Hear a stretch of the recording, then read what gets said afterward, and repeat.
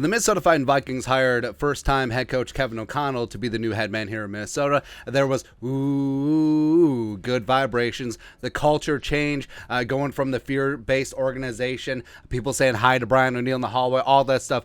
Ding dong, the Zim is gone, and all of the movement to a modern offense as well as a modern culture, all that stuff. So it was fantastic after 1 week. Of course, the dismantling of the greasy grimy Green Bay Packers 23-7 at home. Aaron Rodgers looking every single year of his 90-year-old body, bird bones, ayahuasca, all that stuff just leaking all over the place on the carpet at US Bank Stadium. Woo! Looking good. Vikings going to be dangerous. Kirk Cousins looking good. Justin friggin' Jefferson looking like an MVP candidate. The offensive line feeling fine. Dalvin getting his too. And then he was notorious KOC. That's right. Just looking good. And the Vikings, I don't know, 17-0? I don't know. Something like that. And then week 2 happened. All right, so week 2, the humbling, dismantling, getting smoke-checked in Philly. Darius, big play Slay. Yeah, respect. It sort of is what it is. The defense, which looked good. Week 1 was soft, was marshmallowy. Kirk Cousins, second half, throwing up 3 interceptions. Offense and play calling just was not good. It was an all-around disaster, whether it be hubris going in, poor game plans on offense and defense. The only phase that was good was special teams, respect to Matt Daniels, but it just wasn't good. It just wasn't the Vikings night, and just another primetime game where it's just like, just like Dan Orlovsky in the booth, man. But Kevin O'Connell, this is his first big test. All right, so everyone can play and coach good when things are going well. It's really easy to be a front runner, but what do you do when you face adversity? What happens when times are lean? What happens when true character needs to be revealed? Like, who are you going to be, right? So they always say that money just makes you more of what you already are. I also say that tough times makes you more of what you already are. So now we're going to find out. Is this team full of high character dudes who are going to stick together and fight and claw for every single inch, or are they going to be a team that folds once they get punched in the mouth? Because we've seen what this team has been the last couple seasons. Right? And now you kept the veteran core largely intact. You got these young guys in there. You got this good time culture. You got this movement. Kevin O'Connell getting signed and all that stuff. Woo! It's great when you're winning. What happens after you get a shot in the mouth, man? What happens when you take a punch? Do you deliver 2 back? Like, do you deliver a haymaker of your own, or do you cut and run? But we're going to find out, man, because all is not lost, even though in the moment, in the afterglow, it still kind of sucks. Losing to Philly again. Vikings at primetime just poop in the bed. Fully understand that. But the Vikings technically lead the NFC North division at 1-1, even with the logjam here, because they have the best in-division record at 1-0. Packers are 1-1. Bears are 0-1. The Lions haven't played a division game yet. And yes, as the Lions, Dan Campbell biting all the kneecaps coming in. And the Lions, you can't look past this game, man. Like, this is going to be a big-time game. The Lions are primed up, ready to go.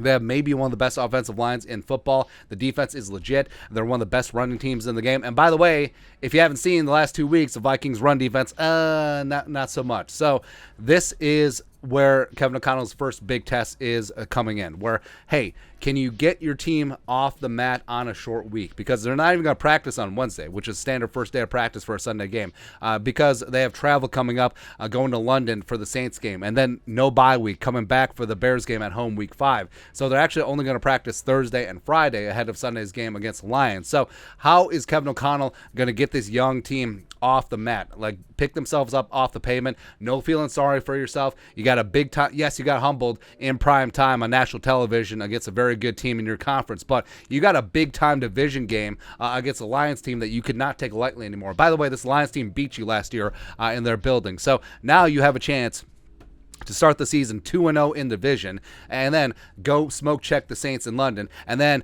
come back and take care of the Bears at home. You are 3-0 in division. That's half the division games. You're already one up against all of your opponents. Yes, all of them at home, but still you're off to a hell of a great start to start the season in division, because that's the first thing you take care of. You hold serve at home, you split on the road, but even before that, take care of your business in division, because you will get, if you do that, you'll have a shot, win division, you'll be in the playoffs, get in the dance, and anything is possible from there. So Kevin O'Connell, man, I still love and respect him, and you don't go 17-0. Right, and it's a lot like poker, where you're not going to win every single hand, you're not going to win every single session, but the best players are the ones that manage when times are lean. What do you do when you have a couple bad beats, when you have a couple bad sessions? That is what separates the great players from the whatever players, because again, everyone can play well when the cards are all going their way, but once you face adversity, how are you going to be? How is it going to be when you don't know me anymore? So Kevin O'Connell, can't wait to see it, man, because I think that he's going to be a great head coach in the National Football League. I think that he was going to bring a Super Bowl here to the Minnesota Vikings, and this is the first hurdle. This is the first instance of true adversity in season. Now, what do you do as a leader? Do you get your team revved up, ready to go against the Lions week 3? We'll see, man. We'll see. But I'm expecting fire and fury against the Lions at home. I expect U.S. Bank Stadium to be loud and proud. I expect that Skol chant, Skol, to be retaken back from the Eagles, which, that's sort of expected. But I think the Lions are going to come in. They're going to be fired up. They're going to be motivated, and the Vikings are going to be the same. It's going to be a hell of a game, but I think the Vikings are going to come out on top, and then Kevin O'Connell just notch that one off the belt.